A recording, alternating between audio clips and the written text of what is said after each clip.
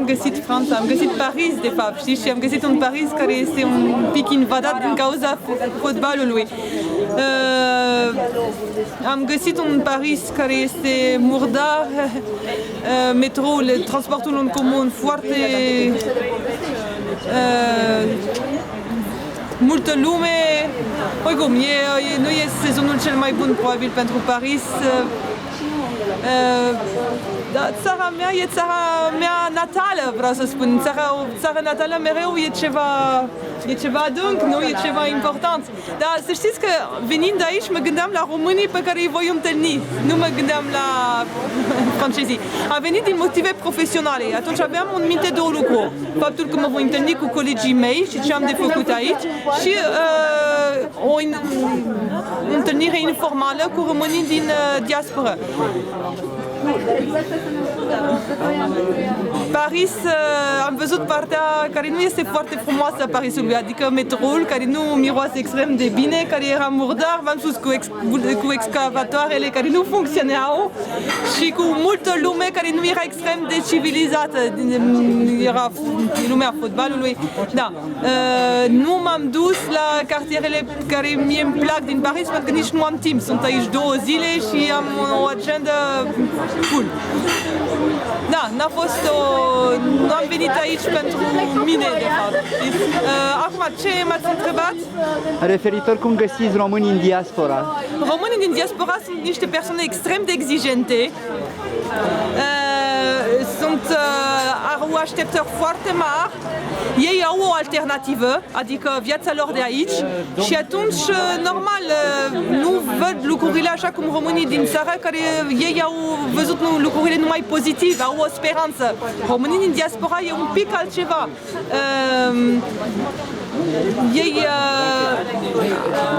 momentan au ales altceva și sunt în expectativă, adică cum am spus, au o alternativă.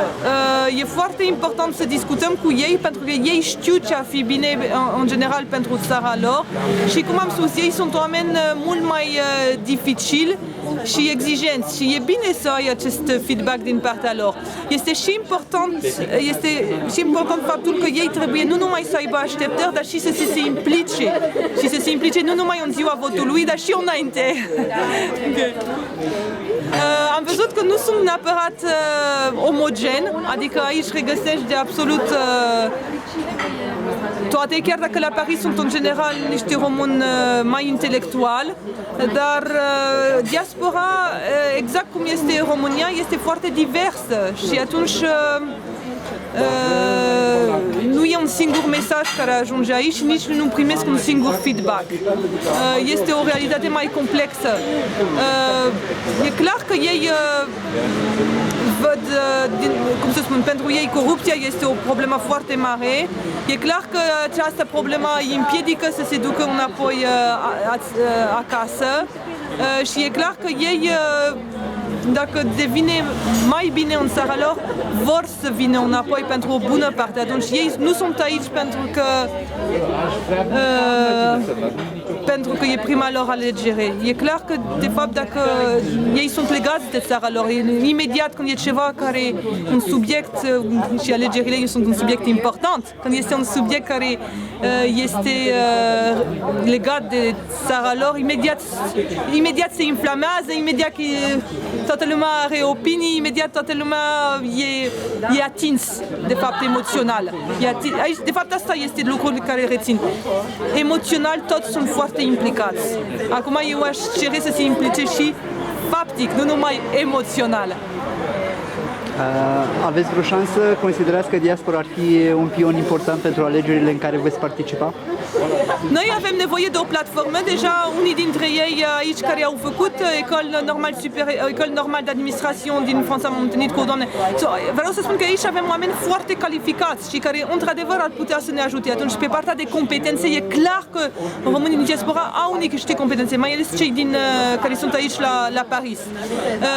Și evident că ei, cum știți, nu? Experiența ne arată că au o putere de convingere, sunt niște legături afective extrem de importante între ei și familia lor care a rămas în țară și legături și de încredere. Și atunci e evident că ei, dacă sunt convinși, este un ajutor important pentru orice candidat la alegeri. Da. Vă